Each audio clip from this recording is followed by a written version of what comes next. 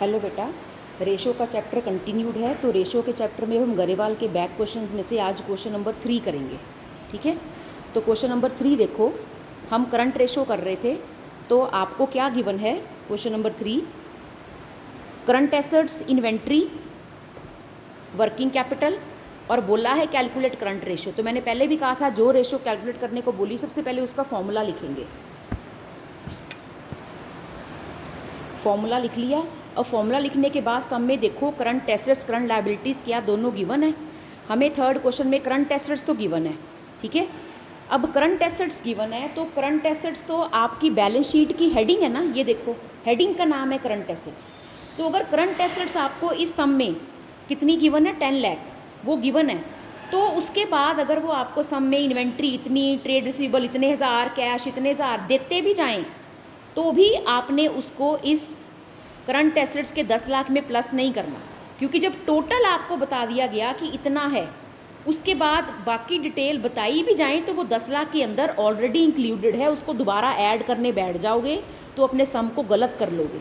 अगर तुम inventory 5 lakh plus करके करंट एसेट्स 15 लाख कर लोगे, क्योंकि तुम सोच रहे हो कि इन्वेंट्री करंट एसेट होती है, पर बेटा जब करंट एसेट्स का टोटल आपको बता दिया गया, क्योंकि यही तो हेडिंग का नाम है, ठीक है, तो उसके अंदर सारी चीज़ें इंक्लूडेड ऑलरेडी हैं। तो 5 लाख इसके अंदर ही है।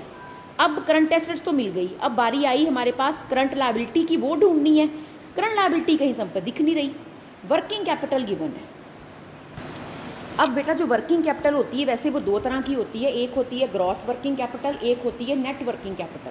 वर्किंग कैपिटल का मीनिंग क्या होता है कि शॉर्ट टर्म बिजनेस वर्किंग के लिए जो उसको रूटीन खर्चों के लिए जो पैसे चाहिए, या शॉर्ट टर्म ऑब्लिगेशंस पे करने के लिए जो पैसे चाहिए, वो वर्किंग कैपिटल है। जैसे कि बिजली पानी के बिल देने के लिए, सैलरी वेजेस, किराया देने के लिए, है ना, ये रूटीन खर्चे, printing, stationery, telegram, telephone, raw material खरीदना, स्टॉक खरीदना, वेजेस पे करनी, सैलरी पे करनी, उसके लिए जो खर्चा चाहिए, या करंट लायबिलिटीज़ को पे करने के लिए जो पैसा चाहिए, क्रेडिटर्स को पे करने के लिए जो पैसा चाहिए, ठीक है, बिल पेएबल पे करने के लिए जो पैसा चाहिए, वो वर्किंग कैपिटल है। अब ग्रॉस वर्किंग कैपिटल होती है कि आपने जो करंट लायबिलिटी का पैसा पे करना है, उसूलन वो आपको करंट एसेट्स में से पे करना चाहिए। तो ग्रॉस वर्किंग कैपिटल का मतलब जितनी आपके पास करंट एसेट्स हैं वो तकरीबन इतनी ज़रूर होनी चाहिए कि आप उसमें से करंट लायबिलिटी पे कर सको। तो ग्रॉस वर्किंग कैपिटल का मीनिंग होता है कि करंट एसेट्स का टोटल। ग्रॉस वर्किंग कैपिटल का मतलब होता है करंट एसेट्स, और एक होती है नेट वर्किंग कैपिटल, उसका मतलब होता है current assets minus current liabilities. तो अकाउंट्स के पेपर में अगर आपको वर्किंग कैपिटल लिखा आता है, अब बच्चा सोचे कि ग्रॉस दी हुई है कि नेट दी हुई है, जब तक सम में कुछ नहीं बताया, सिर्फ वर्ड लिखा है वर्किंग कैपिटल, तो it automatically means net working capital, मतलब current assets minus current liability का डिफरेंस आपको दिया हुआ है। तो आपको इस सम में वर्किंग कैपिटल दी हुई है, कितनी दी हुई है? 6 लाख।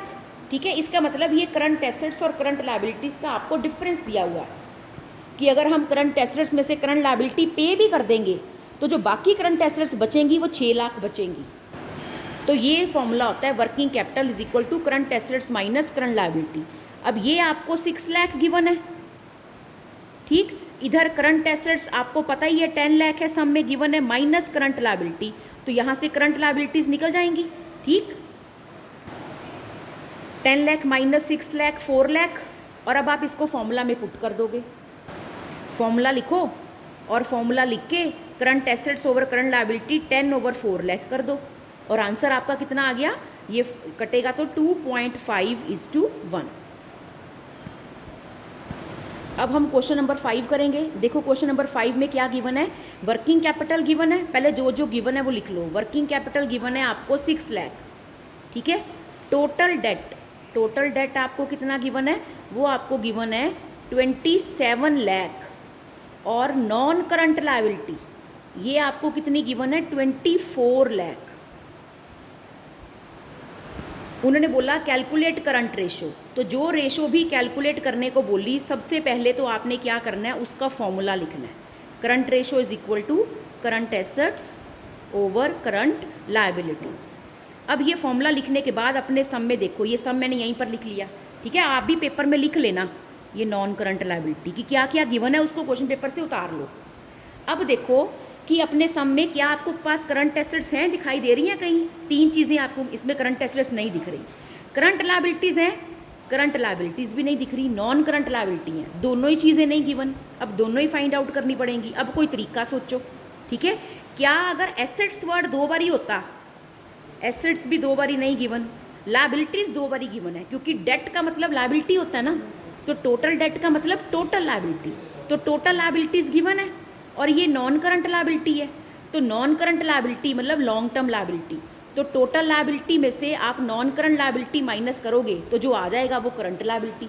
शेयर होल्डर फंड का कोई जिक्र नहीं है तो उसको ज़ीरो समझो। अब ये देखो टोटल डेट 27 लाख गिवन है, non current liability plus current liability के बराबर, नॉन करंट लायबिलिटी आपको 24 लाख गिवन है, तो करंट लायबिलिटी नेचुरली 27 में से 24 गए तो 3 लाख की आ गई। अब रह गई जी हमारे पास करंट एसेट्स निकाल ली। अब आप देखो कि आपने अपने सम में क्या क्या यूज़ कर लिया, इसको आपने यूज़ कर लिया ना अमाउंट को, इस अमाउंट को भी आपने यूज़ कर लिया ना अभी। अब एक यही चीज़ बची है जो अभी तक आपने यूज़ नहीं की। अब देखो इससे कुछ निकल सकता है क्या, इसमें कहीं करंट एसेट वर्ड आता है तो आता है। वर्किंग कैपिटल क्या होती है, current assets minus current liability. देखो बेटा जब आपको सम में जो चीज़ चाहिए वो सीधे तौर पर टीचर ना दे, सीधा ना बताए करंट एसेट्स इतनी, अब आपने ये ढूंढना है कि सम में क्या कोई ऐसा फॉर्मूला, कोई ऐसी टर्म, कोई ऐसी चीज़ दी हुई है जिसके अंदर वो चीज़ अवेलेबल हो। जैसे टोटल डेट दिया हुआ था, टोटल डेट मतलब टोटल लायबिलिटी है ना, तो सीधा नहीं बताया, आपको करंट लायबिलिटी चाहिए थी पर आपको सीधी करंट लायबिलिटी नहीं गिवन थी, पर टोटल लायबिलिटी अगर गिवन है तो टोटल लायबिलिटी के अंदर ही करंट लायबिलिटी होगी, तो मैंने इसका इस्तेमाल करके करंट लायबिलिटी निकाल ली। अब मुझे करंट एसेट चाहिए, अब सम में कहीं या तो मेरे को टोटल एसेट्स दी होती है ना, टोटल एसेट्स दी होती और चाहे लॉन्ग टर्म एसेट्स दी होती, तो मैं लॉन्ग वाली माइनस करके जो निकलता वो शॉर्ट टर्म एसेट्स होती, यानी कि करंट एसेट्स, पर एसेट्स का तो जिक्र है नहीं। अब सम में पक्का कोई और ऐसी चीज़ टीचर ने दी होगी जिसके अंदर करंट एसेट्स ज़रूर होंगी, तो वो ये चीज़ है वर्किंग कैपिटल। क्या होती है working capital, current assets minus current liability, तो करंट एसेट का जिक्र इसमें आता है ना, तो मतलब अब इसमें से निकलेगी करंट एसेट। तो अब कैसे निकलेगी, इसका फॉर्मूला लिखो, working capital is equal to current assets minus current liability. अब वर्किंग कैपिटल आपको कितनी गिवन है, 6 लाख गिवन है, करंट एसेट आपको पता नहीं, पर करंट लायबिलिटी तो पता है ना, अभी आपने 3 लाख निकाल ली है, तो यहाँ से आपकी करंट एसेट्स कितनी आ गई, 9 लाख। ठीक, बाकी सब यहीं कर लेते हैं। अब आपकी जो करंट रेशो है वो क्या निकलेगी, करंट एसेट्स कितनी आपकी आई इस सम में, 9 लाख ओवर करंट लायबिलिटी कितनी आई, 3 लाख, तो आपका आंसर आ गया 3:1, सम खत्म। अब हम करेंगे क्वेश्चन नंबर 10। अब ये देखो, a company had current assets of 4,50,000, लिखते जाते हैं साथ साथ, करंट एसेट्स कितनी गिवन है, 4,50,000, और नेक्स्ट करंट लायबिलिटीज़ हमें गिवन है 2 लाख, ठीक है। आफ्टरवर्ड्स, इसके बाद मतलब जब इतनी थी इसके बाद, it goods for ₹30,000 on credit, जब इतनी करंट एसेट लायबिलिटी हो गई, इसके बाद कंपनी ने 30,000 के गुड्स और उधार पर खरीदे। Calculate current ratio after the purchase, अब खरीदने के बाद करंट रेशो कितनी हुई, उसने ये नहीं कहा कि जो current asset current liability given है इनकी करंट रेशो निकाल लो, फटाफट इसकी मत निकालने बैठ जाना कि current asset current liability 4,50,000 over 2 lakh. उसने ये वाली करंट रेशो नहीं पूछी, उसने पूछी है calculate current ratio after the purchase. तो ये तो पहले थी करंट एसेट करंट लायबिलिटी, तो परचेज करने के बाद जब उधार पर गुड्स खरीदे उसका इन करंट एसेट करंट लायबिलिटी पर क्या इफेक्ट पड़ा, पहले हम वो निकाल लेंगे। New current assets new current liability after the purchase निकाल लेंगे, फिर उस करंट एसेट करंट लायबिलिटी को यूज़ करके हम करंट रेशो निकाल लेंगे, तो वो नेचुरली आफ्टर दी परचेज वाली होगी। सबसे पहले मैंने आपको क्या सिखाया, फॉर्मूला लिखो, current ratio is equal to current assets over current liability. उसके बाद देखो करंट रेशो कैसे निकालते हैं, करंट एसेट्स ये ओवर करंट लायबिलिटी, पर आपने after the purchase of goods के बाद की निकालनी है। तो जब आपने गुड्स खरीद लिए उसके बाद कितने के, 30,000 के खरीदे, तो आपका स्टॉक 30,000 बढ़ जाएगा, ठीक है, एसेट्स में 30,000 प्लस हो गया। और अगर आपने गुड्स खरीदे हैं, ठीक, और खरीदे भी ऑन क्रेडिट है, कौन सा, कैश पर खरीदे हैं, अगर कैश पर खरीदे होते तो 30,000 प्लस होता करंट एसेट्स में कि स्टॉक बढ़ गया, और 30,000 ही माइनस हो जाता कि कैश कम हो गया, तो ये 4,50,000 का 4,50,000 रहता। ध्यान दो बेटा मेरी बात, ऑन क्रेडिट लिखा है, अगर ऑन कैश लिखा होता तो 30 प्लस होता और 30 ही माइनस होता, और ये 4,50,000 का 4,50,000 रह जाता।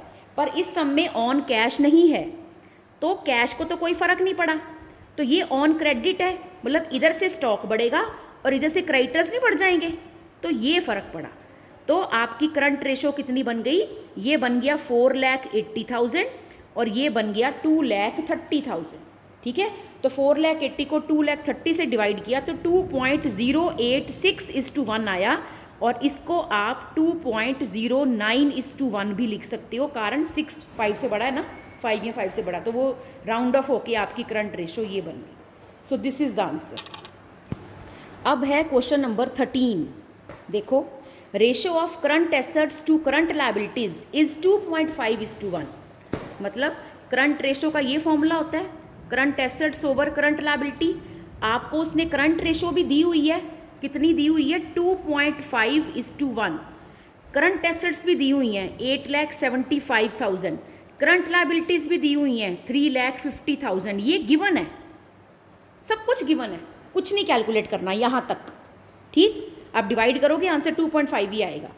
The firm wants to maintain current ratio, the firm wants to maintain current ratio of 2:1। ये जो फर्म है, ये जो कंपनी है, करंट रेशो को 2.5 से 2:1 पे लेके आना चाहती है bye purchasing goods on credit. कहते हैं हम उधार पर गुड्स खरीदें और हमारी रेशो 2:1 आ जाए। Compute the amount of goods that should be purchased on credit. तो कहते बताओ कितने गुड्स खरीदें वो जिनको कि इस रेशो में डाल के करंट रेशो 2:1 आ जाए। हाँ जी, अब करेंगे let goods purchased on credit is equal to X. तो कहते हैं गुड्स परचेज करने के बाद रेशो 2:1 बन जाए, तो इसकी जगह पर रेशो 2:1 लिख लो। और जब गुड्स परचेज करेंगे तो स्टॉक भी आपका प्लस एक्स अमाउंट से बढ़ जाएगा और उतने के ही आपके क्रेडिटर्स भी बढ़ जाएंगे। अब यहाँ से आपने एक्स मिसिंग फिगर निकाल लेनी है, इसको मल्टीप्लाई किया तो ये आपका बन गया 7 लाख प्लस एक्स, और इधर आपका बन गया 8,75,000 प्लस एक्स, क्रॉस मल्टीप्लाई कर लिया ना। ठीक, और यहाँ पे अब आपका क्या बन जाएगा, 2x is equal to, sorry ये 7 लाख इंटू 2x, ये 2x बनेगा। ठीक है, 7 लाख प्लस 2x, तो यहाँ से 2x माइनस x, ये आपका अकेला x बचेगा, तो x इज इक्वल टू 1,75,000। अभी आप साथ में रुपीज़ का सिंबल नहीं लगाओगे क्योंकि अभी ये x है। ठीक है, जब इसको लिखोगे तो let therefore goods purchase equal to 1,75,000। तो गुड्स कितने यानी कि इनको परचेज करने पड़ेंगे 1,75,000। देयरफॉर परचेज ऑफ गुड्स कितनी होगी, ₹1,75,000, and this is the answer.